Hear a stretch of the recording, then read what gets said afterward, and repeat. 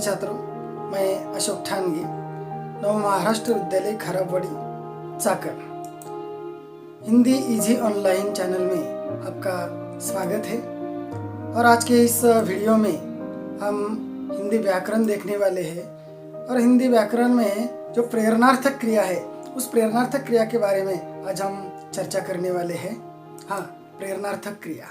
प्रेरणार्थक क्रिया क्या होती है, उसकी परिभाषा, उसके भेद और प्रेरणार्थक क्रिया के ऐसे नियमों के बारे में आज हम चर्चा करेंगे जो आप कभी भी नहीं भूलेंगे। तो सबसे पहले प्रेरणार्थक क्रिया क्या होती है यह हम जान लेंगे। उसके लिए 3 उदाहरण मैंने यहाँ आपके सामने रखे हैं। अब देखो, पहला उदाहरण है पिताजी ने पत्र पढ़ा। दूसरा उदाहरण है पिताजी ने दीदी से पत्र पढ़ाया। और तीसरा उदाहरण है पिताजी ने दीदी से कहकर नौकर से पत्र पढ़वाया। अब इन 3 उदाहरणों को जरा गौर से देखो। तीनों में जो क्रियाएं हैं उन क्रियाओं को गौर से देखो। पहला जो वाक्य है पिताजी ने पत्र पढ़ा, यहाँ क्रिया करने वाले पिताजी खुद है, मतलब जो वाक्य का कर्ता है वही क्रिया करते हैं, जिसके कारण यह पढ़ा यह मूल क्रिया है। अब दूसरा जो वाक्य है उस वाक्य में हम देखते हैं कि पिताजी ने दीदी से पत्र पढ़ाया। यहाँ देखो, पिताजी ने खुद पत्र पढ़ने की क्रिया नहीं की है, बल्कि पिताजी ने दीदी से प्रेरणा दी और वह प्रेरणा लेकर दीदी ने वह कार्य किया। पिताजी ने प्रेरणा दी और दीदी ने वह काम किया, मतलब दीदी ने वह काम किसी की प्रेरणा से किया है। तीसरे वाक्य में पिताजी ने दीदी से कहकर नौकर से पत्र पढ़वाया, या पिताजी ने दीदी से प्रेरणा दी, दीदी ने भी नौकर से प्रेरणा दी और नौकर ने वह काम किया। मतलब तीनों वाक्यों को गौर से देखेंगे तो यह पता चलता है कि पहले वाक्य में पिताजी ने खुद वह काम किया है, दूसरे वाक्य में पिताजी ने किसी को काम करने की प्रेरणा दी है, और तीसरे वाक्य में पिताजी ने किसी दूसरे को प्रेरणा दी, उस दूसरे ने किसी तीसरे को प्रेरणा देकर वह काम करवाया है। तो जब कर्ता स्वयं काम करता है तो वह तो होती है मूल क्रिया। लेकिन जब पिताजी या कोई कर्ता जब किसी दूसरे को प्रेरणा देता है और उस दूसरे की प्रेरणा से वह काम हो जाता है, वह क्रिया की जाती है, ऐसी क्रियाओं को प्रेरणार्थक क्रियाएं कहा जाता है। मतलब प्रेरणार्थक क्रिया की परिभाषा अगर हम देखेंगे तो परिभाषा इस प्रकार हम बना सकते हैं कि जब कर्ता स्वयं काम न कर दूसरों को काम करने की प्रेरणा दे तो उसे प्रेरणार्थक क्रिया कहते हैं। मतलब कर्ता स्वयं काम नहीं करता बल्कि किसी दूसरे को काम करने की प्रेरणा देता है, ऐसी जो क्रियाएं होती है वह क्रियाएं होती है प्रेरणार्थक क्रियाएं। अब यहाँ दूसरे वाक्य में पिताजी ने दीदी से प्रेरणा दी है, दीदी ने पिताजी से वह प्रेरणा लेकर काम किया है, इसलिए वह प्रथम प्रेरणार्थक है।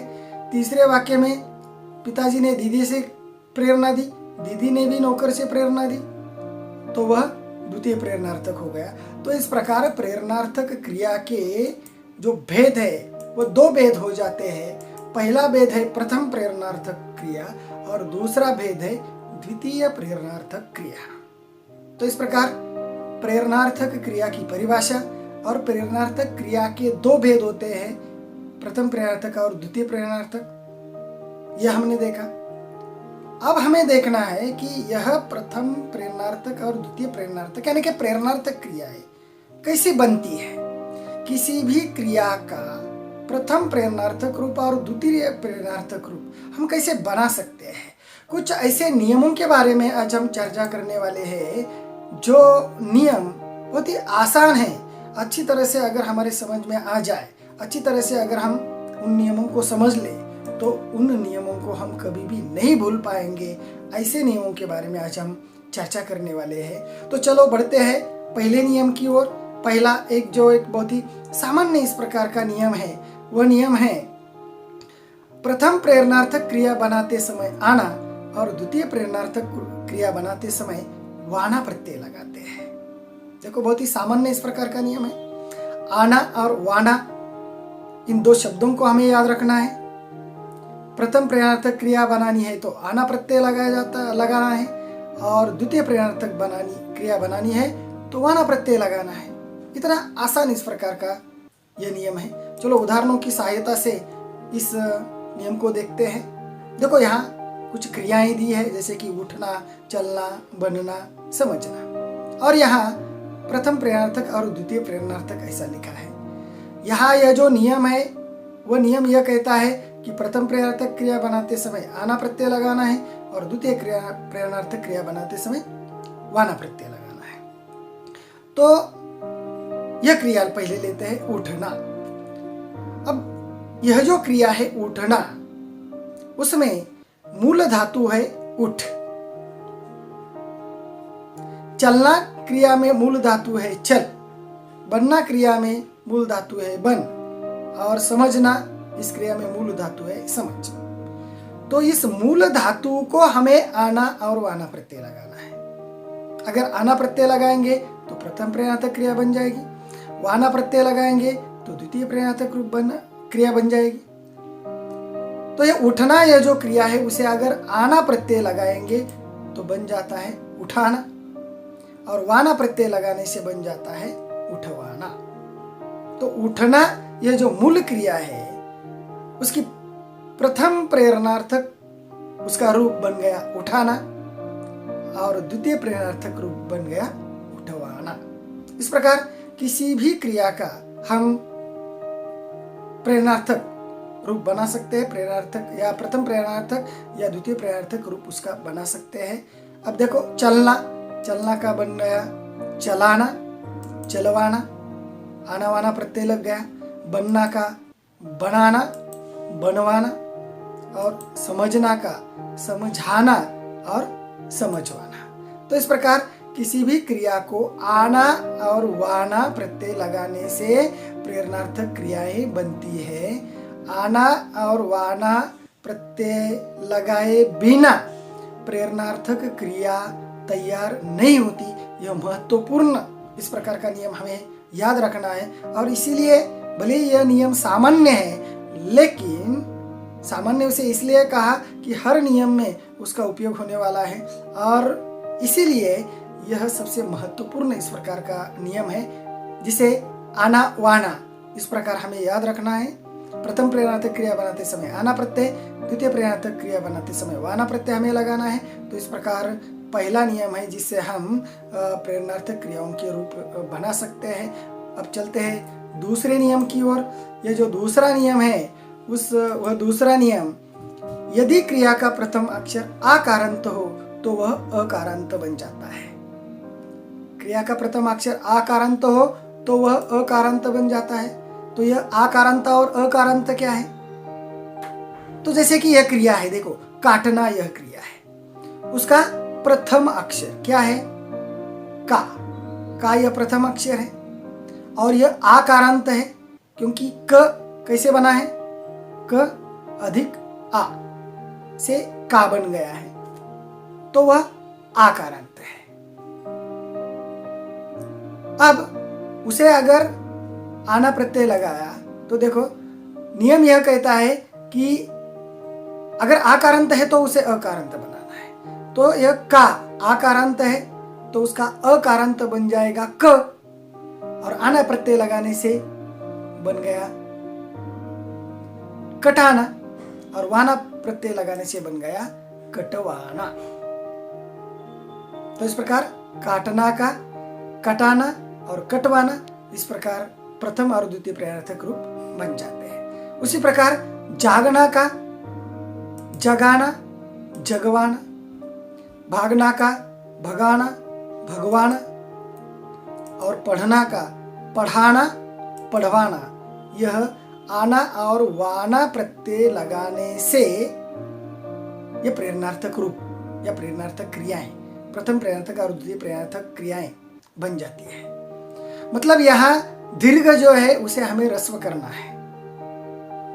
मराठी में अगर कहेंगे तो अगर पहले अक्षर को काना है या काना, तो उसे हमें हटाना है और आना और वाना प्रत्यय लगाकर उसका प्रथम और द्वितीय प्रयार्थक रूप हमें बनाना है। काटना, कटाना, कटवाना, इस प्रकार। तो यह दूसरा नियम। अब तीसरे नियम की ओर चलते हैं। यदि क्रिया का प्रथम अक्षर ई का दीर्घ ईकारांत हो तो वह ह्रस्व ईकारांत बन जाता है। हमें यह मालूम है कि यह जो ई है यह दीर्घ ई है और यह ह्रस्व ई है। दीर्घ ई हो तो प्रेरणार्थक क्रिया बनाते समय हमें ह्रस्व ई करनी है। देखो, जैसे कि पीटना यह क्रिया है। अब पीटना क्रिया का प्रथम अक्षर जो है वह क्या है? पी। मतलब प अधिक दीर्घ ई। दूसरी वेलांटी है तो दीर्घ ई, पहली वेलांटी होगी तो ह्रस्व ई। तो यहाँ दूसरी वेलांटी है, दीर्घ ई है, तो इसका हमें क्या करना है? ह्रस्व ई करना है। मतलब पी का यहाँ प हो जाएगा और आना प्रत्यय लगाने से पिटाना बन जाएगा और वाना प्रत्यय लगाने से पिटवाना बन जाएगा। देखो यहाँ दोस्तों, यह ध्यान में रखना है कि दूसरी वेलांटी अगर है तो हमें पहली कर देना है। मतलब दीर्घ ईकारांत अगर वह क्रिया का पहला शब्द है तो उसे हमें ह्रस्व ईकारांत करना है प्रेरणार्थक क्रिया बनाते समय। उसी प्रकार दूसरा उदाहरण भीगना। भिगाना का भिगाना, भीगना का भिगाना और भिगवाना बन जाएगा। लिखना का लिखाना और लिखवाना बन जाएगा। पीना का, अब यहाँ देखो पीना, थोड़ा सा अलग इस प्रकार का यह उदाहरण जानबूझकर मैंने लिया है। बहुत सारे छात्र यहाँ पीना का पिनाना, पिनवाना ऐसे लिखते हैं, लेकिन वह गलत है। पीना, देना, सीना, ये जो दो अक्षरी क्रियाएं हैं इनका प्रथम और द्वितीय प्रयार्थक रूप बनाते समय उसमें ल आ जाता है। इसी कारण पीना का पिलाना हो जाता है और द्वितीय प्रयार्थक रूप पिलवाना बन जाता है। लेकिन यहाँ भी दूसरी वेलांटी है तो पहली करनी है। मतलब ह्रस्व ईकारांत वो शब्द है तो हमें दीर्घ ईकारांत अगर शब्द है तो उसे हमें ह्रस्व ईकारांत करना है। तो यह नियम जो है वह इस प्रकार का है कि दीर्घ ईकारांत शब्द है, क्रिया का पहला अक्षर है, तो उसे हमें ह्रस्व ईकारांत करना है। मराठी में अगर कहेंगे तो दूसरी वेलांटी होगी तो हमें पहली वेलांटी करनी है। देखो यहाँ प्रथम और द्वितीय प्रेरणार्थक क्रियाओं में कहीं भी दूसरी वेलांटी नहीं है। यह इतना सीधा और आसान इस प्रकार का यह तीसरा नियम है। अब चौथे नियम की ओर हम बढ़ते हैं। चौथा नियम है, यदि क्रिया का प्रथम अक्षर उकारांत, दीर्घ उकारांत है तो वह ह्रस्व उकारांत बन जाता है। देखो यह दीर्घ उकारांत है, यह ह्रस्व उकारांत है। अब यह दीर्घ उ और ह्रस्व उ क्या है? दीर्घ उ मतलब दूसरा उकार होता है और ह्रस्व उ मतलब पहला उकार होता है। क्रिया का प्रथम अक्षर, क्रिया का प्रथम अक्षर देखो क्या है? डू। यह क्रिया का प्रथम अक्षर है। उसमें दूसरा उकार है मतलब दीर्घ उ है, तो उसे हमें ह्रस्व उ में बदलना है। तो वह उसे पहला उकार आ जाएगा और आना लगाने से डुबाना और वाना लगाने से डुबवाना बन जाएगा। इस प्रकार डुबाना, डुबवाना, डूबना, डुबाना, डुबवाना, इस प्रकार के उसके प्रथम और द्वितीय प्रयार्थक रूप होंगे। उसी प्रकार लूटना, लुटाना, लुटवाना होगा। घूमना, घुमाना, घुमवाना होगा। और भूलना, भुलाना, भुलवाना होगा। यहाँ एक बात हमें ध्यान में रखनी है कि दीर्घ उकारांत है तो उसे ह्रस्व उकारांत करना है। मतलब दूसरा उकार होगा तो पहला उकार देना है। देखो यह दूसरा उकार है, पहला किया, दूसरा है, पहला किया। लेकिन अगर मूल क्रिया में ही अगर पहला उकार होगा, मूल क्रिया में ही यदि दीर्घ उ होगा या रस्व उ होगा। यहाँ देखो भूलना का जो उकार है पहला है, मतलब प्रथम अक्षर जो है वह रस्व उकारांत है। रस्व होगा तो हमें रस्व ही रखना है, दीर्घ होगा तो रस्व करना है, रस्व होगा तो रस्व ही लिखना है। अगला नियम हम देखने वाले हैं। जो पांचवा नियम है वह इस प्रकार का है कि यदि क्रिया का प्रथम अक्षर एकारांत हो तो वह इकारांत बन जाता है। एकारांत हो तो वह इकारांत बन जाता है। अब एकारांत मतलब जैसे कि भेजना यह क्रिया है। अब भेजना यह पहला अक्षर जो है भ उसे मात्रा है तो वह एकारांत अक्षर है। तो अगर एकारांत हो तो हमें रस्व इकारांत बनाना है, मतलब उसे पहली वेलांटी देनी है। पहली वेलांटी दी तो भे का भी हो गया और आना प्रत्यय लगाने से भिजाना और वाना प्रत्यय लगाने से भिजवाना बन जाता है। मतलब भेजना का प्रथम प्रयार्थक क्रिया भिजाना और द्वितीय प्रयार्थक क्रिया भिजवाना बन जाती है। उसी प्रकार लेटना का लिटाना और लिटवाना, देखना का दिखाना और दिखवाना, और देना दिलाना तिलवाना यह बन जाती है। जैसे कि दो अक्षरी क्रिया है तो उसमें ल आ जाता है, देना दिलाना दिलवाना। तो यदि क्रिया का प्रथम अक्षर एकारांत हो तो वह रस्व इकारांत बन जाता है। मतलब पहला अक्षर यदि एकारांत हो, मतलब अगर मात्रा हो तो पहली वेलांटी बन जाती है। ऐसा मराठी में हम अच्छी तरह से इस नियम के बारे में समझ सकते हैं। यह पांचवा नियम है। और अब आखिरी नियम की ओर बढ़ते हैं।